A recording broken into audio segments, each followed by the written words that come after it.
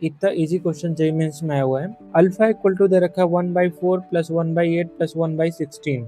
ये अब तो हमारा इनफाइनाइट तक जा रहा है। इसका सम हम लोग क्या लिख सकते हैं, सम जीपी दिख रहा है ना, तो अल्फा इक्वल टू हम लोग लिख सकते हैं, फर्स्ट हमारा 1/4 है, divide by 1 minus common ratio क्या है यहाँ पे 1/2 है। इसको हम लोग सिंप्लीफाई करते हैं तो 1/4 डिवाइड बाई 1/2 इक्वल टू हमें 1/2 आ रहा है। अल्फा का वैल्यू क्या आ गया यहाँ से 1/2 आ गया। सिमिलरली बीटा के लिए सॉल्व करते हैं, ये भी हमारा जीपी है।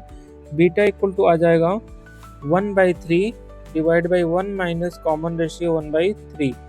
इसको सिंप्लीफाई करते हैं हम लोग तो 1/3 डिवाइड बाई यहाँ आएगा 2 में 3 आ जाएगा।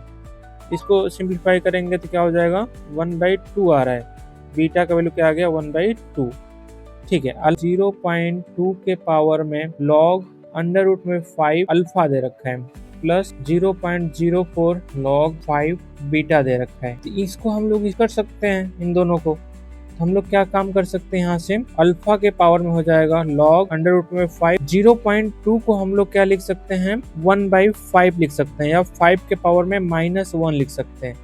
यहाँ से हमें 5 के पावर में -1 दिख रहा है यहाँ, प्लस यहाँ पे 0.04 को लिख सकते हैं 1/25, या फिर तो 1/5 के पावर में 2 या 5 के पावर में -2 लिख सकते हैं। तो यहाँ से हो जाएगा हमारा बीटा के पावर में log 5, यहाँ 5 के पावर में -2 आएगा। अब इसको सिंप्लीफाई करेंगे तो ये हमें अल्फा के पावर में आ जाएगा, ये 1 क्या आ जाएगा -1 डिवाइड बाई में 1/2 मतलब -2 आ रहा है, प्लस यहाँ पे बीटा के पावर में कितना आ रहा है, ये -2 आगे आ जाएगा, मतलब -2 आ रहा है ना। तो अब यहाँ पे क्वेश्चन में क्या था 1/2 के पावर में -2 प्लस 1/2 के पावर में -2 इक्वल टू हमारा आ जाएगा 2 टाइम्स 1/2 के पावर में -2, जो कि क्या हो जाएगा 2 into 4 हो जाएगा। Answer will be 8। Option B is correct.